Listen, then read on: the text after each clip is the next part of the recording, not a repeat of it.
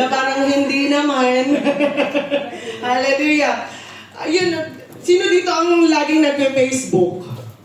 O, syempre tayong lahat, hindi matatapos ang araw natin nang hindi natin nai-scroll yung Facebook natin. And pag in-scroll natin yung Facebook natin ngayon, when we scroll, are you using Facebook, Bro John? Facebook? You have Facebook? I have Facebook. You have Facebook. So, and for us Filipino, we always use this Facebook.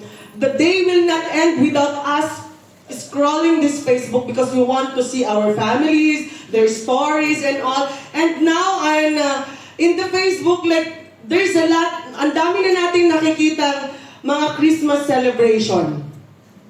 There's a lot of posts na nakikita natin na sa companies, sa mga churches, ang dami ng mga Christmas celebration, may mga nagkakarol na din.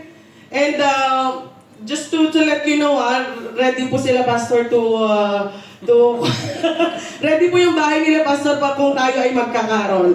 So in Facebook, ang dami nating napapanood na mga nagkakarol na, nag-gift giving, and may mga nag-games na. So, habang nagpre-prepare din tayo sa 27 ng mga games, ang mga kapatid nagsisend na ng mga games. And iba talaga yung magic ng Christmas season. Amen? At kahit malayo tayo sa ating pamilya sa Pilipinas, I pray that each one of us can still feel the warmth and the joy of Christmas season, because Christmas is something we need to celebrate together. And because Jesus is truly the reason for the season. Amen? And speaking of the reason for the season, netong mga nakaraang araw, ang haba ng intro mo, sis. Bear with me, So, netong mga nakaraang araw, may isang kanta na talagang hindi nawawala sa pinapakinggan ko araw-araw. Ito yung kantang Oh Holy Night. Alam niyo po ba yung kantang Oh Holy Night? Di ba ang hirap niyang kantain? Ang kanta, minsan pag kinakanta ko na siya, nagiging sintonado na nga ako kasi napakataas niya. Amen? And but patuloy ko pa rin siya kinakanta dahil may isang linya doon na talagang tumatatak sa aking puso. Really strikes my heart. At ang linya ng kantang yon is yung A Thrill of Hope, the weary one. Napakanta pa tuloy. And yun yung linya na talagang tumatatak sa puso ko. A thrill of hope, the weary world rejoices. Ang ganda po ng ibig sabihin nung kanta. Kasi mga kapatid, kung titignan talaga natin, yung mundo natin ngayon, our world is really weary. Pagod, burn out, discouraged, lugmok sa mga problema. Baka nga may ilan dito sa atin ngayon ay pagod hindi lang sa trabaho, kundi pagod na rin sa mga challenges at mga struggles na dumadating sa buhay. Or may ilan dito nakangiti sa labas, it is smiling outside, but inside it is crying. Or baka may ilan dito nagpupunta sa church pero mabigat pa rin ang puso. Yung para bang halos wala ka ng lakas bumangon.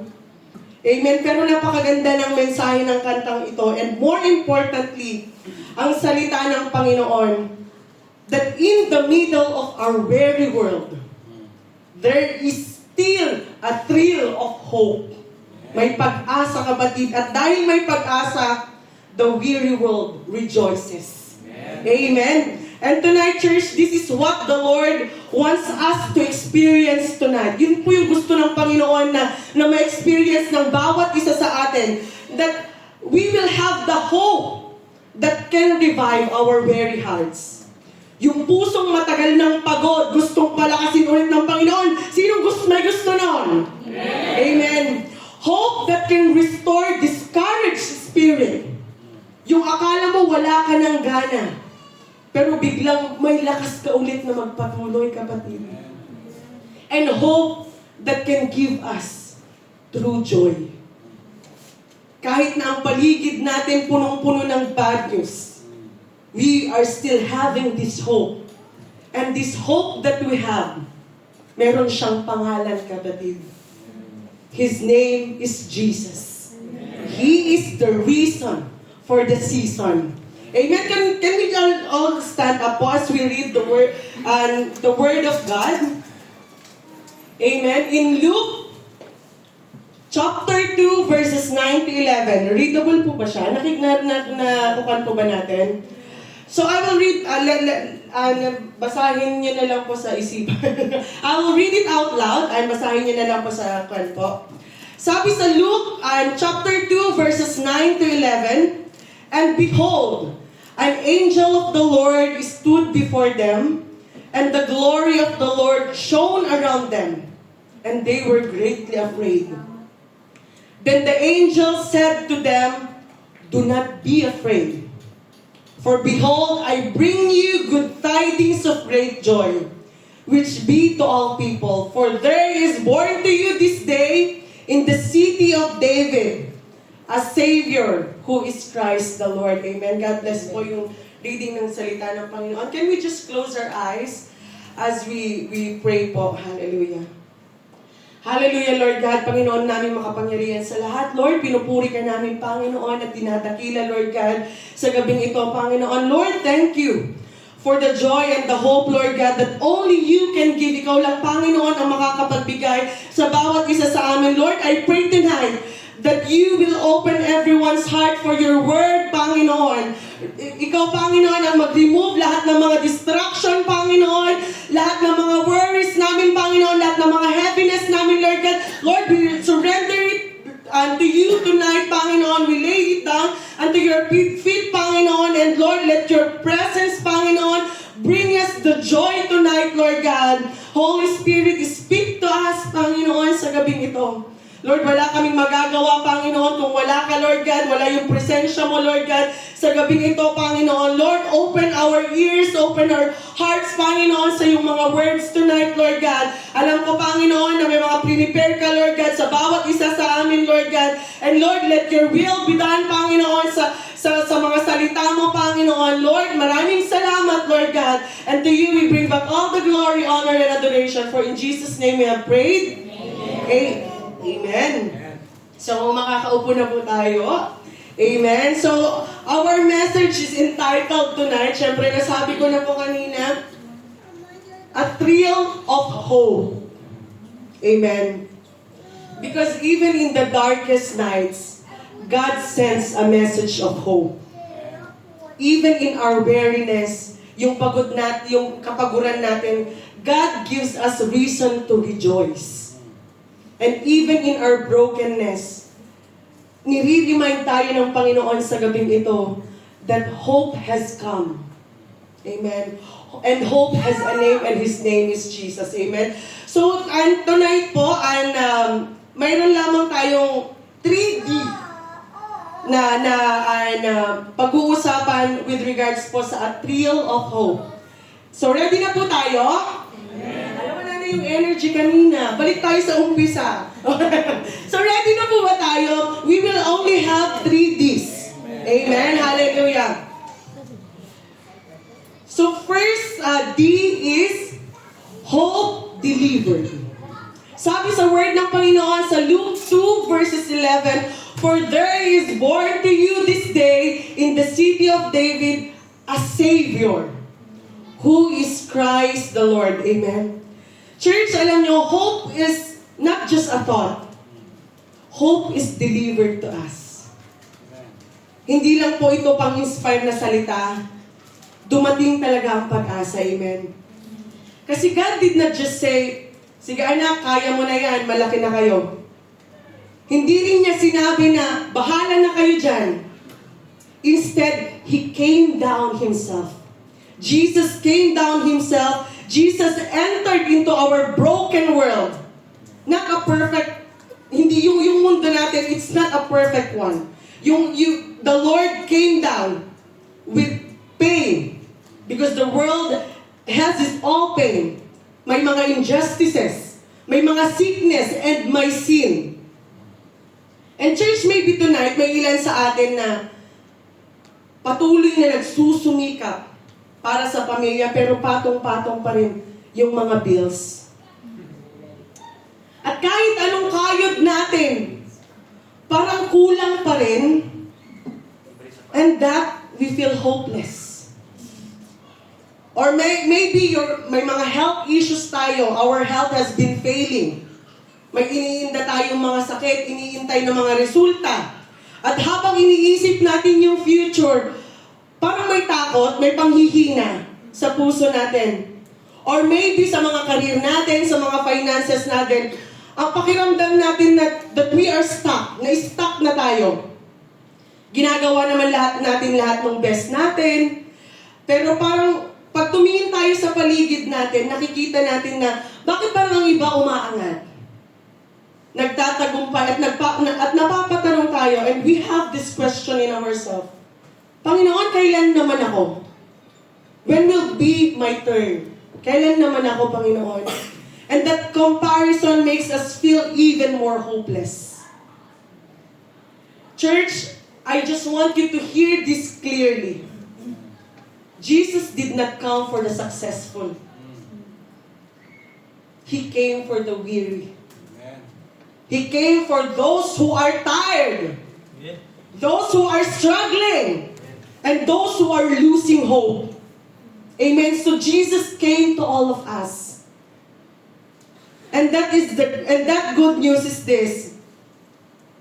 Hope is already been delivered to us. Jesus came down to all of us. Amen. Hindi pa man nagbabago ang sitwasyon mo, kapatid. Dumating na yung pag-asa. Bago pa man gumaan ang buhay mo, nandyan na ang Panginoon. Nandyan na si Jesus. Amen. So church, remember this. You are not forgotten. Lagi mong tatandaan na hindi ka nakakalimutan ng Panginoon. Remember this, you are not abandoned. Hindi ka nag-iisa, kapatid. Hindi mo kailangan sarilinin yung problema mo. Andyan si Jesus na makikinig sa atin. And you are not left behind. Jesus came for you and I, for all of us. And because He came, there is hope. Amen? Amen. Masaya po ba tayo that we have the hope that has been delivered to us? Amen. Hallelujah. So number 2, yung pangalawang D po natin, hope declared. Sabi sa salita ng Panginoon in Luke 2 verse 10, then the angel said to them, do not be afraid, for behold, I bring you good tidings of great joy, which will be to all people. Amen. Church, na-notice nyo ba? Hope has been declared. I bring you good tidings of great joy. It is being declared to all of us. Hindi ito pabulong na sinabi. Hindi ito patago. But the angel said it. Then the angel said to them, it is being declared, kapatid. At minsan ganyan din yung ginagawa ng Panginoon sa buhay natin. Kapag sinabi ng sitwasyon mo na wala ng pag-asa, feeling mo dead end na, God declares, do not be afraid. Kasi yung promise niya, I am with you. Amen. Kapag sinabi ng pass mo, tapos ka na. May mga nagawa ka sa past mo.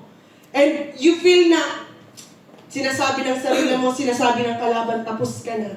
God declares, I bring you good tidings of great joy. Kapatid, you are not forgotten. Hindi ka nakakalimutan ng Panginoon. Let me just share to you yung something na personal. Natatandaan niyo po ba yung last June 30, yung exact date. June 30, 2025, when I had my operation. Ang bilis, it's been 6 months already. 6 na buwan na yung operation. And naaalala ko pa, pumasok sa operating room, and alam kong marami ng mga nag-aalala, and the church is praying for me, and in that moment, I felt fear, and there is yung mga uncertainty, ang daming nasa isip, may takot, yung parang ang bigat ng puso at iniisip ko, Panginoon, kaya ko po ba to? Pero habang nagdadasal ako, naramdaman ko yung kapayapaan ng Panginoon. And I was so blessed because my husband also is with me on that time. And not only him, but the Lord. Habang nagdadasal ako, naramdaman ko talaga na I could clearly hear His voice saying to me, "Do not be afraid. Huwag kang matakot." Kasi there is this one song na lagi kong pinapakinggan noon. That yung title noon is Joy in the Morning. So I believe that the Lord is the one who is telling it to me. Huwag kang matakot. Joy is coming. Healing is coming. Restoration is coming. I could clearly hear His voice saying it to me. Amen. And praise God po, the surgery has been well. Naging successful po siya, and yung recovery, it is been going well. Kaya nandito po ako ngayon, strengthened by the Lord. It's not and He uses someone, but it is all from the Lord. Siya yung nagpagaling sa akin. Hindi naging madali, pero God declared hope over my life. He declared hope, kapatid. And He really kept His word. God really kept His word, His promises. And church, tonight, whatever you are facing, fear man yan, sickness man yan, challenges man yan, or hopelessness, God is declaring to all of us the same hope. God is declaring hope over yung mga fear mo, over yung sickness. May hope, kapatid. And there will be joy that is coming. Joy is coming. Healing is coming. Restoration is coming. Amen? Kahit hindi mo pa nakikita sa labas yung pagbabago, kahit kahit pakiramdam mo wala nang pag-asa, what God declares is greater than what you feel. What God declares is greater than what you feel, kapatid. Greater than what you see, and greater than what you experience. Amen. So tonight, I just want all of us, yung mga tenga natin, let's be attentive na mapakinggan yung boses ng Panginoon. Huwag yung sarili nating boses. Because there are moments, lalo pag mag-isa tayo, anong tawag ba doon, yung sarili mong boses, yung parang may problema ka, tapos parang kinakausap mo yung sarili mo. Even, lalo na pag ang laki ng problema ang pinagdadaanan mo. You sarili mo, you are relying on yourself at times. But tonight, let our ears be attentive for the voice of the Lord. Hope is being declared over you and I right here, right now. So let our ears, let our hearts be attentive po. Amen? Amen. Hallelujah! Ang bilis natin. Number 3, naiintindihan ko na natin. We are following. And number 3, hope demonstrated. Ang ganda. Sabi ng salita ng Panginoon, I know na alam natin lahat yung verse na to. It is being demonstrated in John 3:16. For God so loved the world that He gave His only Son, that whoever believes in Him should not perish but have eternal life. Amen. Na-notice niyo po ba? Yung God did not just say, mahal kita. Hindi niya lang sinabi, but He showed it. Amen? Nakakatuwa po, no? God's love is not just a promise on a paper or a word spoken in passing. Hindi ito yung love letter na na-receive natin nung high school. Hindi ito yung mga salitang matatamis na na-receive natin sa mga suitors natin. Uy, ang daming suitors ni sis. Hindi ito isang letter, love letter, or isang salita na mahal kita na hindi naman na-materialize. Amen? Yung pinakita ng Panginoon, He showed His love. He demonstrated His love, His hope through Jesus. Amen? Nakakatuwa po, no? So, tonight, I just want us to just pause and reflect on how God shows His hope and love. Live and action. Live and in action po. Yung greatest example niya po is si Jesus. And lagi natin itong naririnig sa mga pastors and yung mga preachers na nagpipreach ng mga salita ng Panginoon. And Jesus is the greatest example because Jesus was born in a humble manger. Siya po ay nag-enter sa world that is one, na parang tayo din. He entered the world as one of us. Amen? He even walked with sinners. He even embraced the outcasts. He touched the rejected, giving them worth and hope. And He even healed the broken. Physically, naalala niyo yung mga stories sa Bible, yung He healed the broken, yung physically, emotionally, and spiritually. And in the end, He gave His life on the cross. Nakikita po natin. And that is the ultimate act of love, yung sacrifice, and hope. Amen? Church, hope is demonstrated to all of us in its purest form. Amen? And may kwento lang po ako, yung mga iba siguro alam na yung story na to. Alam niyo nung nag-aaral po ako, nung college, nare-remember nyo? Nung nag-aaral po ako nung college, alam ko yung, baka sila pastor, sila Ate Laling, alam na po yung part of ng story ko na yon. Si Mama and Papa po dati, nagtrabaho din po sila dito sa Fujairah para mapag-aral po kaming magkakapatid. 3 po kaming magkakapatid. And lahat po sinakripisyo nila para mabigyan kami kahit papano ng magandang buhay, magandang kinabukasan. Pero noong mga panahon na yon, siyempre nagtatrabaho sila, so monthly may pinapadala po sila sa amin, pang tuition or pang allowance. So, to cut the story short, yung mga allowance na binibigay po nila, yung pang tuition sana, and ang napakabait na anak, ginastos. Ginastos po yung mga allowance and most of the time, hindi na pumapasok sa school.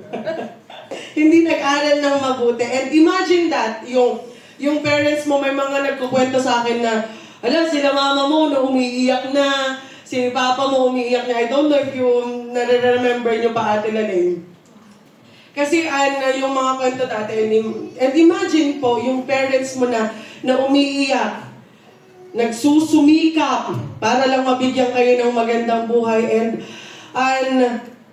ikaw na anak, ginagastos mo lang yung mga pinapadala nila. Pero alam nyo, the amazing part of it, hindi sila sumuko. Patuloy po silang nagmahal. Patuloy po silang nagsakripisyo. Amen. And glory to God, and ayun po, dito po tayo ngayon, and dalawa po sa amin is okay na din, na may trabaho na din kahit pa paano. Amen.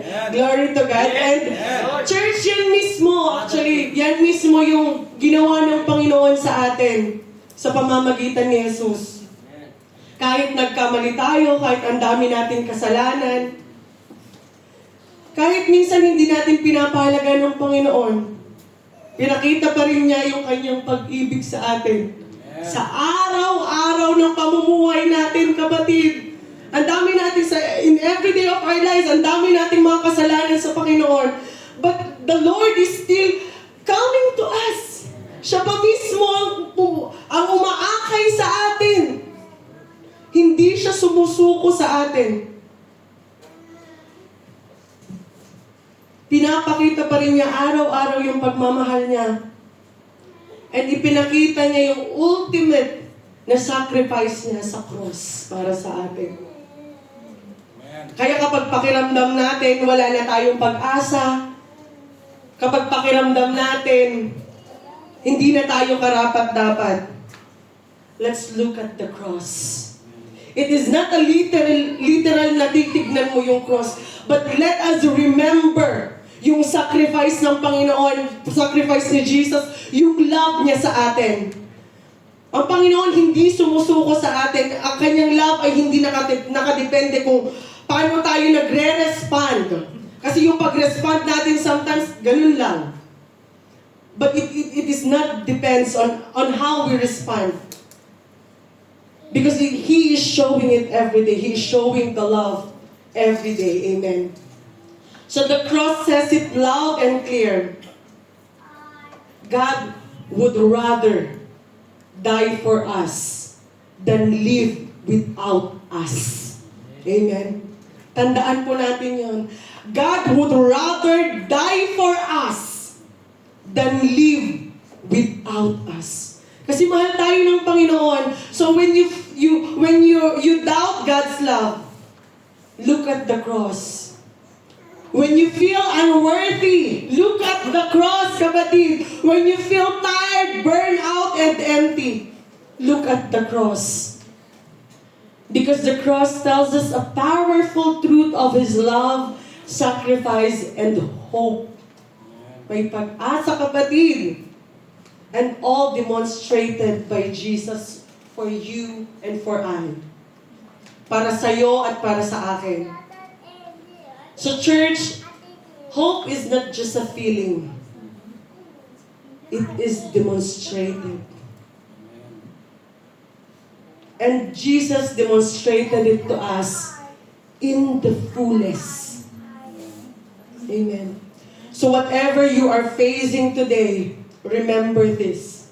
You are loved. You are worthy. And you are never alone. Hindi ka nag-iisa, kapatid. Amen? Amen. Amen po ba? Amen. Hallelujah. So, conclusion na po tayo. This is the most exciting part. Alam, parang bitin po. Balik po tayo sa umpisa. Amen. Hallelujah. And sana po may na-take outs po tayo ngayong gabi. There is a thrill of hope na binigay ng Panginoon sa atin ngayon. Ano po yung tatlong D?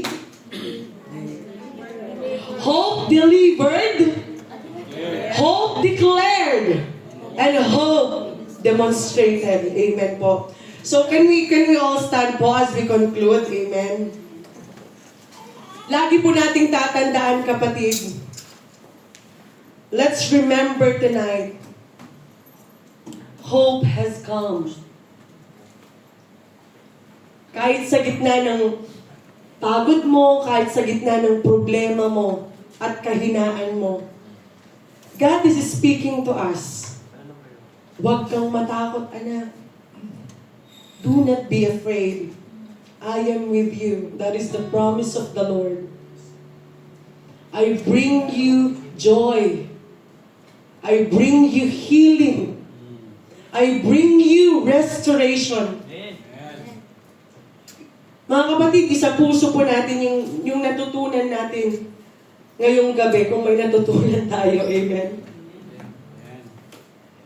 I hope that the word that we heard tonight, hindi lang siya napakinggan natin sa araw na to, sa gabing ito. Let it still be in our hearts. Kasi sa araw-araw ng pumumuhay natin, kapatid, we will have a lot of troubles. We will have a lot of problems. But huwag iyon yung manguna. Huwag tayong matakot because hope has come. Hope is delivered to all of us. Remember po, Jesus came for the weary, for the broken, and tired. He came to us. Jesus came to us. And hope is declared. Yung boses po ng Panginoon, it rises above yung mga fear natin. It rises even above our failure. And even the shadows of our past. And hope is being demonstrated to all of us. Always look at the cross. Always feel the love, the sacrifice, the hope that Jesus poured out to all of us. Yes, baka may ilan sa atin na ngayon na feeling hopeless, financially burdened, emotionally drained, or physically weak. But church, listen to this. What God declares is greater than what you feel. What God declares is greater than what you see or what your circumstances say. Let us always lift up our hearts, lift up our head, and let the thrill of hope arise again in our life.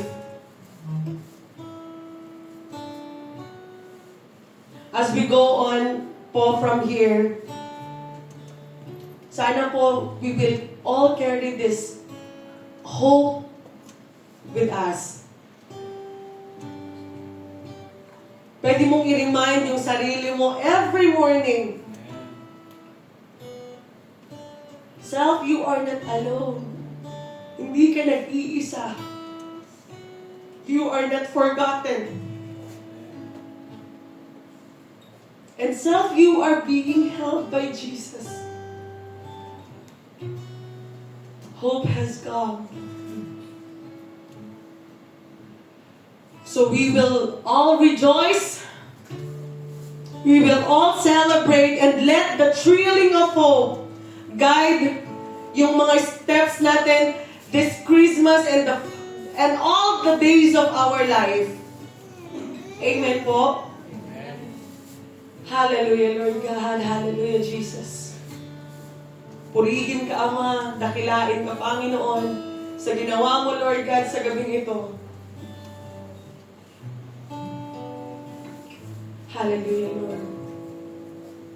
Salamat, Panginoon, sa pagkakataon, Lord God, na kami, Panginoon, ay nakapakinig, Lord God, ng iyong mga salita. Salamat, Panginoon, at nakapiling ka namin, naramdaman namin yung presensya mo, Panginoon, sa gabing ito. Lord, thank you for your unending love to us. Thank you, Lord, for your mercy. Thank you, Lord, for your faithfulness. Thank you, Panginoon, for the hope that you have delivered to all of us, Lord God, sa bawat isa sa amin, Lord God, through your Son, Jesus Christ. Lord, Panginoon, we confess, Lord God, na marami kami, Panginoon, pagkakamali, Panginoon. Lord, we confess, Panginoon, na Lord, sa mga madaming araw ka, Panginoon, we are drained, Lord God, pagod kami, Panginoon, we are broken, Lord God, but you always keep on reminding us, Panginoon, na huwag kaming matakot, Panginoon, because you are with us. Thank you, Lord God, for the promise, Lord God, that you have given to all of us. Salamat, Panginoon, because you are with us, that you are bringing joy to all of us, that you are bringing healing and restoration, Panginoon, to all of us.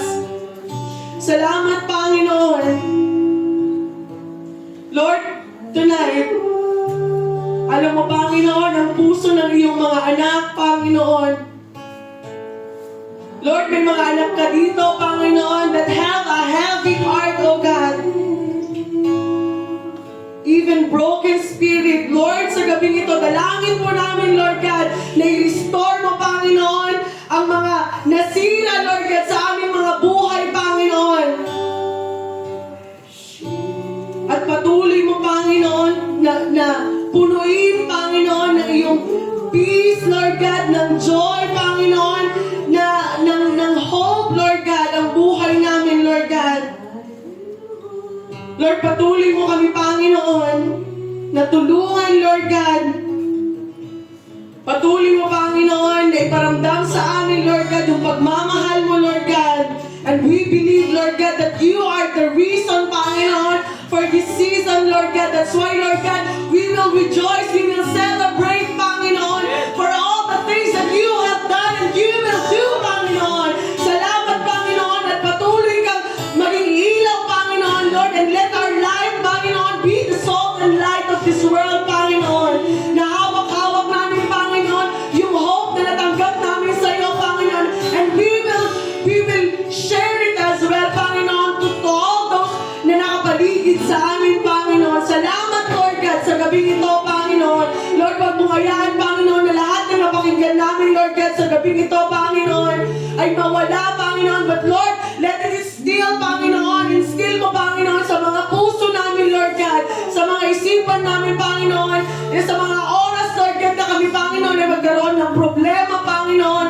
Lord, we will hear clearly your voice, Panginoon, saying to us, hope has come, anak. Salamat, Panginoon. We believe in you. We trust you, Lord God. Sa iyo lang namin, Panginoon, pinagbibigay ang aming mga buhay. We surrender everything to you, Panginoon. Pagkalooban mo kami, Panginoon, ng saya, Panginoon. Pagkalooban mo, Panginoon, ang bawat isa to have this fire and hunger, Panginoon, for more of you, Lord God. More of your words, Lord God, and more of your presence in this life. Thank you, Lord. Thank you, Lord. Thank you, Lord. To you, Panginoon, lahat ng papuri, lahat ng pagsamba, ibibigay namin, Lord God. You deserve everything, oh God. Hallelujah. In Jesus'